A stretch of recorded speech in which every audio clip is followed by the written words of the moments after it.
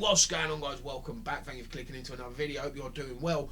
If you like what I do, then please do smash the subscribe button. If you're new around here, then smash it as well. It's time to talk about War Games. It's time to talk about Survivor Series 2024. And we've got to talk about the first match out the gate. And we've got to talk about the build to this match. And how it had no reason for being a War Games match. If they'd actually built for it, then maybe you could have had a War Games match. Yeah, there were some feuds going on with a few people in the match and even on the same team. Why couldn't they have made this a 5-on-5 Survivor Series elimination match? I love the Survivor Series. I love those elimination matches, and I know I'm not the only one. I would have loved to see one on this show. And those women would have done a pretty decent job. The match itself was decent in parts, the War Games match. I'm not saying it was completely bad, but there were some moments where you were sitting there going, oh dear, oh dear.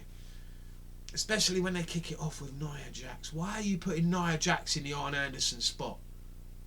You put the workhorses out first. Back in the day, that was Arn Anderson. That's why they call it the Arn Anderson spot. You don't go and put Nia Jax in there. Save her till the end. Tiffy could have gone in that spot. Candice could have gone in that spot.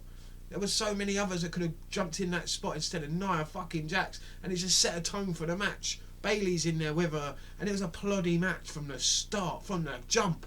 And the other problem is, the baby faces had the advantage. Baby faces should never have the advantage in professional wrestling. I don't care what year it is. I don't care. No, it just doesn't sit right. It didn't feel right, and it didn't work. Again, I said it. It doesn't work in a War Games having the baby faces having the advantage. And what happened? You had the baby faces ganging up on the hills. The hills having to fight from underneath for the majority of the match. What are you doing?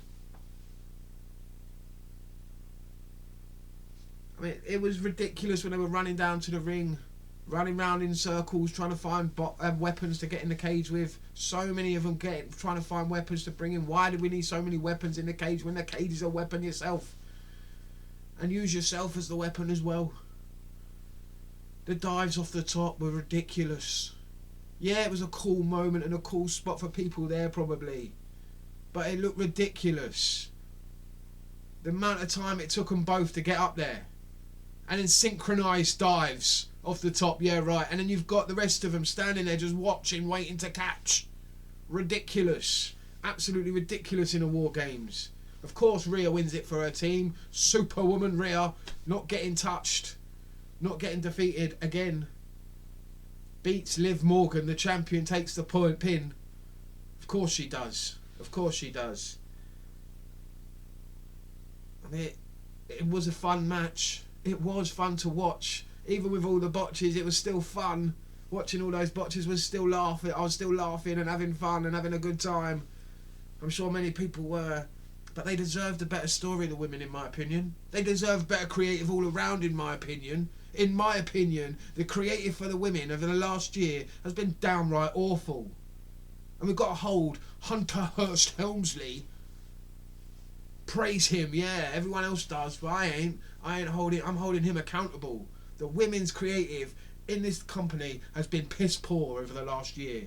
Same for the tag team division. And same for so many others that people have complained about. Ethnic minorities, you can't book. Women, you can't book. Tag teams, you can't book. Come on. It's time for people to realise, wake up man, wake up and smell the coffee.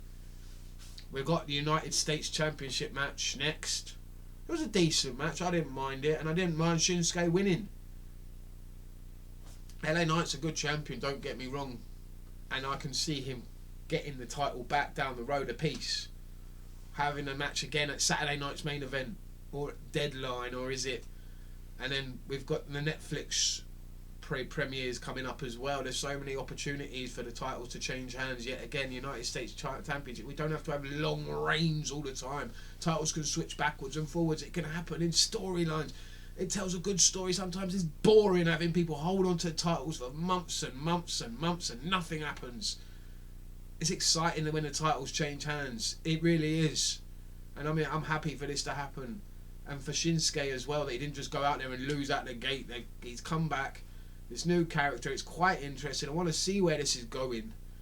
I want to see more from Shinsuke. They haven't done enough in my opinion. He hasn't done enough in my opinion in the last couple of years since he's come up to the main roster. And I want to see more from him and more from them to give him that opportunity and see what he can do with this new character that he's created. Let's see what goes down. It could be quite interesting. And he's the new champ, so let's see where it goes. Braun Breaker's a star. Braun Breaker's the man. There's no way Sheamus is winning that title. I mean, I hold my hands up. Sheamus has been a great servant to the company. He's had some banger matches, no doubt about that.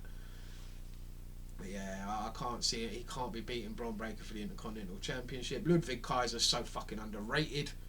I wouldn't have minded if he had nicked the title here and then we can go on with him and Braun Breaker for a little bit and have that feud. Maybe they will go forward with that. Maybe Ludwig will win the title and then Braun Breaker can win it back from him. Who knows? I don't want to see Braun Breaker on a long reign with the Intercontinental Championship, to be honest with you. I'm sick of these long reigns, to be honest with you. I'm sure many other people are now, just trying to break records. It's just pointless. Let's tell storylines, shall we? Let's do something like that, shall we? Yeah, let's make it more interesting, shall we? Some of the biggest stars of all time didn't have a long title reigns. Look at Austin, look at The Rock. Go look at their title reigns. See how long they lasted. Weren't that long. It weren't. Gunther versus Damian Priest. One of the better matches of the show, in my opinion. One of their better matches. One of Damian Priest's better matches, in my opinion, this year. He's had a couple of decent matches. He's got better after he lost the championship, in my opinion. And Gunther, I'm glad he won. Glad he retained. Did we really need Finn interfering? I don't know. Do we really want to go back to Finn and Damian Priest again? I wouldn't mind if Dominic interfering and we go with Dominic and Priest for a little bit. I'm kind of sick of Finn. He should be in the tag team division and he's a tag team champion and we should be focusing on him in the tag team division. But Gunther retains. He kicks the head off of Finn, wins the title, still the champ. And I suppose we could go back to a third time with Priest and Gunther one more time, considering how the finish went down. There is the opportunity there to do that again, I suppose. It was a good match and I wouldn't mind seeing it one more time. And then we get the Bloodline, we get the War Games, the whole story there and how fantastic this has been. This has been the best thing in professional wrestling over the last 3 or 4 years. OG Bloodline, the new Bloodline. Jacob Fatu is a star. That's what we got from this match, wasn't it? Jacob Fatu is the future. Jacob Fatu is the answer. Oh my god, how great is he? Others in the match, yeah, didn't really stand out. I like Tama Tonga. I think he's fantastic. A great character, great signing, and yeah, Tonga Loa. Always look fun to see what he's going to get up to in the match. That's always entertaining. Solo Sikoa doesn't really shine, in my opinion, with the others. He really doesn't. He doesn't stand out. I enjoyed CM Punk coming out at the beginning, kicking the cage. I thought that was great, riling him up, and Jacob Fatu sticking his head through the cage. That was phenomenal. The start of the match was really good. You got Jey Uso coming out, like they all come into the cage and then they allow Jey to come out by himself, making himself look like an absolute star, and he is a star in the making. And you can see Jey and Jacob having this massive feud in the future. It can happen. It should happen. Overall, the match was really good. Easily the better War Games. I love that they didn't get loads of tools involved, loads of weapons involved. Some of them just went straight in there and got on with it and had a fight, and that's what it was all about, just using their physicality, brutality. The heels had the advantage, which made sense. Overall, CM Punk going in there as well. He did a good job when he went in there. Yeah. I love the part where he saved Roman Reigns off the table. That was a pretty cool spot. Supposedly Bronson Reed got hurt from that. I thought Bronson Reed was fantastic and fits like a glove with this bloodline. I would have no problem with him joining this bloodline.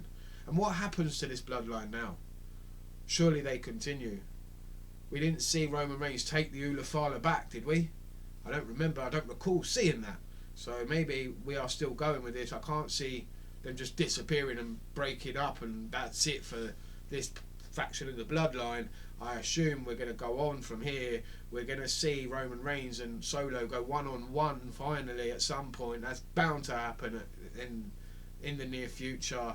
We've still got Rock and Roman. That's got to happen at WrestleMania. Somehow I think Rock's going to be coming back and being shown that he is actually in charge of this new bloodline. He's the one that created this new bloodline. He's the one that put Solo as the head of the table.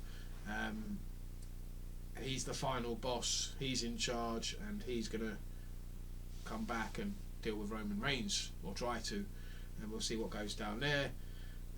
The others, I think Sammy, Jimmy, I would like to see them as a tag team. Maybe have Sammy and Jimmy as a tag team. I don't want Jay teaming back up with Jimmy again. I don't see the point in him going backwards. Forwards for Jay has to be singles titles. He's a star. He's a breakout star of this whole thing, along with Jacob.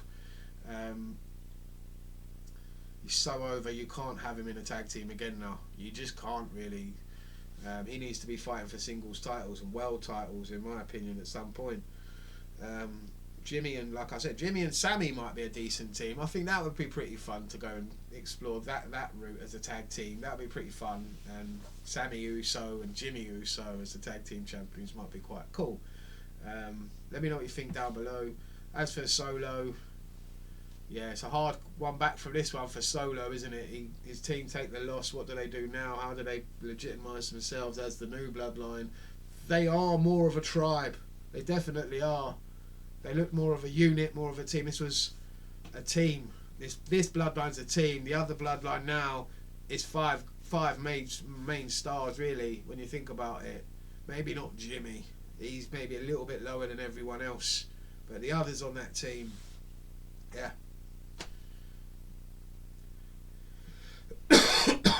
I mean, CM Punk, we know where his future lies. Something Homer knows him a favour. What goes on there, we know. We've got to have that match with Rollins down the road. For Roman Reigns, like I said, it's The Rock. He's got to face Solo at some point as well. So we'll see where that goes. But we are heading now into the end of the year. We're heading on to the road to WrestleMania. We've got the Royal Rumble to come. We've got lots of big shows coming up. Like Saturday night's main event, the beginning of WWE Raw, SmackDown on Netflix. There's still so much more to come. It's exciting times to be a wrestling fan. Let me know what you thought about Survivor Series. Thank you if you've watched this far, watched this video. Thank you very much for subscribing, and smash the like button and share. Thank you very much. Stay safe, stay lucky, and I'll see you next time.